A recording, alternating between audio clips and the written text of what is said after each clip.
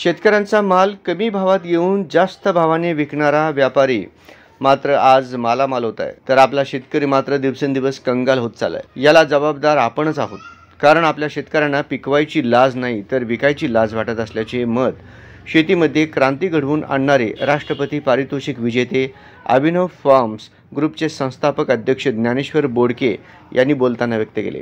MK फाउंडेशनचे संस्थापक अध्यक्ष तथा सागर सिमेंटचे मुख्य व्यवस्थापक महादेव कोगनुरे व मित्र परिवार यांच्या वतीने आज Nirmiti lawns Nadgiri petrol pump Vijapur road Solapur येथे सेंद्रिय व जैविक शेती विषयक भव्य शेतकरी मार्गदर्शन शिबिर आयोजित करण्यात आले होते। यावेळी शेतकऱ्यांना मार्गदर्शन करताना ज्ञानेश्वर बोडके हे बोलत होते। यावेळी व्यासपीठावर एमके फाउंडेशनचे संस्थापक अध्यक्ष महादेव कोगनुरे व मान्यवर उपस्थित होते। या मार्गदर्शन शिबिराला अक्कलकोट, दक्षिण सोलापूर, उत्तर सोलापूर व शहरातील महिला व पुरुष शेतकरी बांधव मोठ्या संख्येने उपस्थित होते। पुढे बोलताना ज्ञानेश्वर बोडके म्हणाले की स्वतःच्या शेतात पिकवलेला माल शेतकरी जर स्वतः विक्री केल्यास त्याला 4 पैसे अधिक मिळेल, कारण आज एकही बाजार समिती शेतकऱ्यांच्या हितासाठी नाही।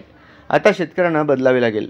शेतकरी हा 140 कोटी जनतेचा अन्नदाता आहे। सध्याच्या शेतकऱ्यांनी शेती करण्याचे पॅटर्न बदलले पाहिजे। कायम रोजगार मिळवण्यासाठी काय करता येईल याचा विचार करून शेती करणे गरजेचे आहे। आता इतरांसाठी नाही तर शेतकरी आता स्वतःसाठी जगला पाहिजे।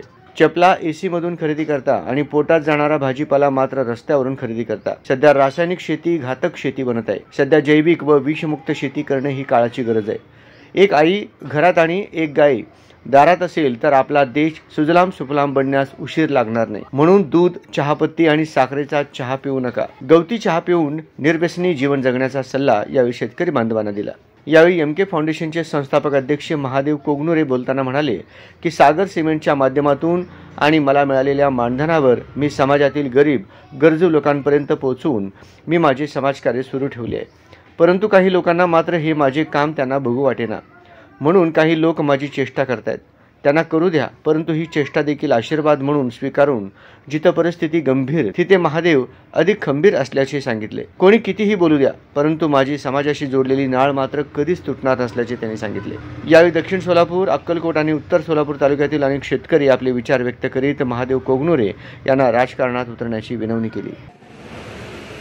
आज विशेष करून महिला भगिनी एवढा मोठ्या प्रमाणात उपस्थित आहेत हे पाहून फार आनंद होत आहे।